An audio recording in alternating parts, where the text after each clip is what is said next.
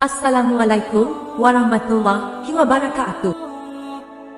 Kawan-kawan beriman, adapun pelbagai pendapat mengenai apa yang terjadi kepada haiwan selepas berlakunya hari kiamat, namun tidaklah kita mengetahui apa sebenarnya yang akan terjadi. Namun ada pendapat bahawa terdapat 10 haiwan terawal yang akan menghuni syurga Allah Subhanahu wa Ta'ala. Inilah 10 haiwan yang dijamin akan masuk syurga. Bukan hanya manusia dan jin sahaja yang akan masuk syurga, namun beberapa haiwan ini juga merupakan penghuni syurganya Allah Subhanahu wa Ta'ala. Haiwan apakah itu? Dan apakah istimewanya haiwan-haiwan ini? Untuk mengetahui 10 haiwan apakah yang masuk syurga, sila tonton video ini hingga habis agar tidak salah faham.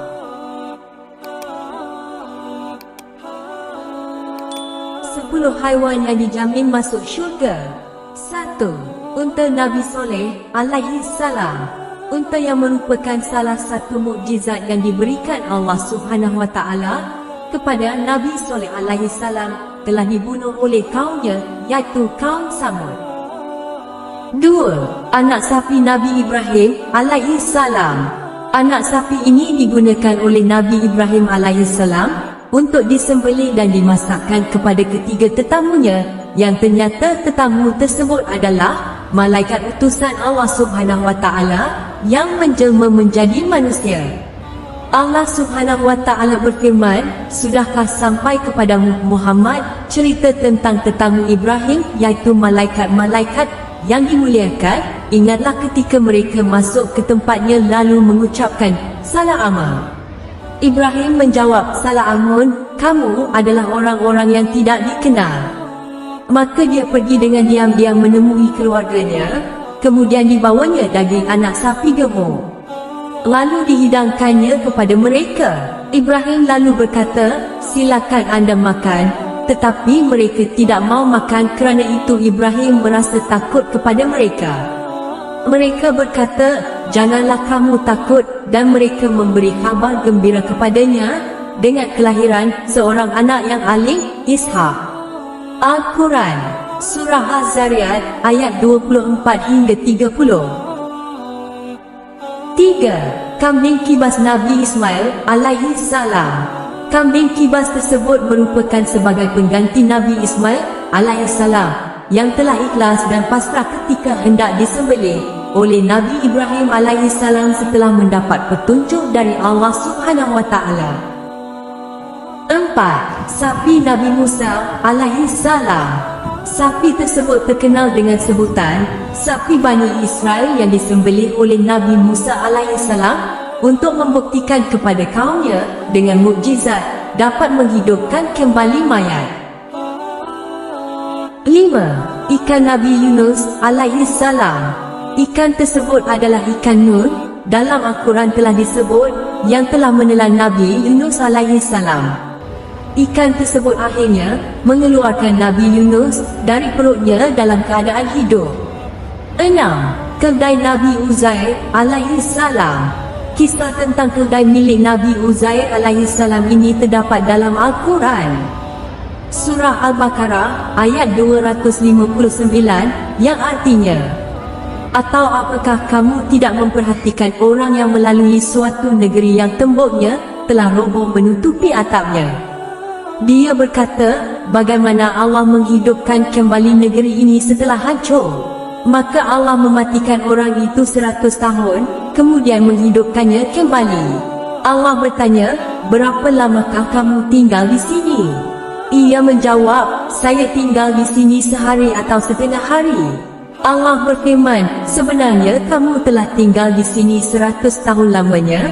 Lihatlah kepada makanan dan minumanmu yang belum lagi berubah, dan lihatlah kepada keledai kamu yang telah menjadi tulang belulang. Kami akan menjadikan kamu tanda kekuasaan kami bagi manusia, dan lihatlah kepada tulang belulang keledai itu. Kemudian kami menyusunnya kembali, kemudian kami membalutnya dengan daging." Maka tak kala telah nyata kepadanya bagaimana Allah menghidupkan yang telah mati, dia pun berkata, "Saya yakin bahawa Allah Maha Kuasa atas segala sesuatu." 7. Semut Nabi Sulaiman alaihi salam.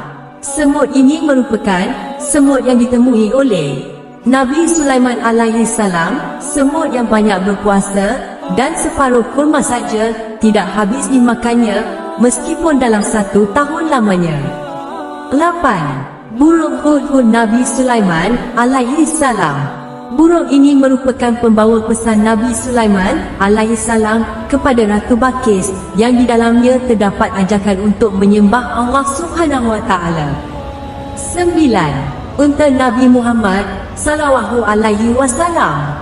Unta ini datang ketika Rasulullah sallallahu alaihi wasallam tengah dalam peperangan dan bercerita bahawa dirinya unta ini akan disembelih pemiliknya meski tenaga unta sudah dikerahkan untuk membantu pekerjaan pemiliknya. Unta ini akhirnya meminta perlindungan kepada Nabi Muhammad sallallahu alaihi wasallam. Dan pada akhirnya unta ini dilepaskan dan boleh hidup bebas. 10. Anjing pemuda Ashabul Kahfi. Anjing ini merupakan anjing yang setia yang selalu menemani 7 orang pemuda Ashabul Kahfi yang ditidurkan oleh Allah Subhanahu wa taala selama lebih dari 300 tahun.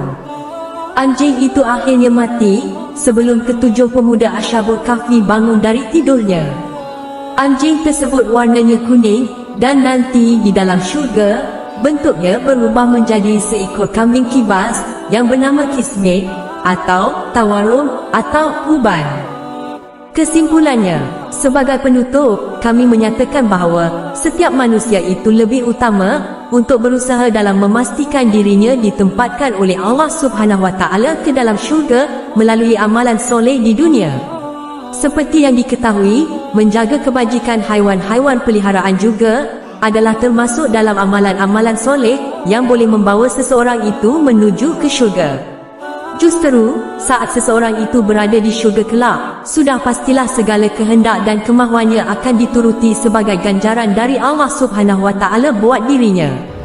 Firman Allah Subhanahu wa taala, maksudnya, di dalamnya syurga terdapat perkara-perkara yang menjadi syahwat kehendak kepada jiwa dan juga perkara-perkara yang melazatkan pemandangan mata. Surah Al-Zukhruf ayat 71. Imam Al-Tabari apabila mensyarahkan ayat ini meletakkan sebuah riwayat bahawa seorang Arab Badui bertanya kepada Rasulullah sallallahu alaihi wasallam. Maksudnya, wahai Rasulullah, sesungguhnya aku mencintai unta. Adakah di syurga nanti ada unta? Lalu baginda berkata, wahai Arab Badui, sekiranya Allah memasukkan kamu ke dalam syurga, insya-Allah, maka di dalamnya terdapat apa sahaja yang kamu kehendaki dan melazatkan pemandangan matamu. Rujuk Tafsir Al-Tabari, Ibnu Jarir 2/641. Kawan-kawan beriman, terima kasih kerana sudi menonton, like, subscribe dan share. Anda sangat penting bagi kami untuk terus bersemangat untuk membuat konten-konten yang lebih bermanfaat. Jangan lupa follow media sosial kami untuk informasi yang akan datang. Sehingga berjumpa lagi di video-video yang akan datang. Wallahualam bisawab.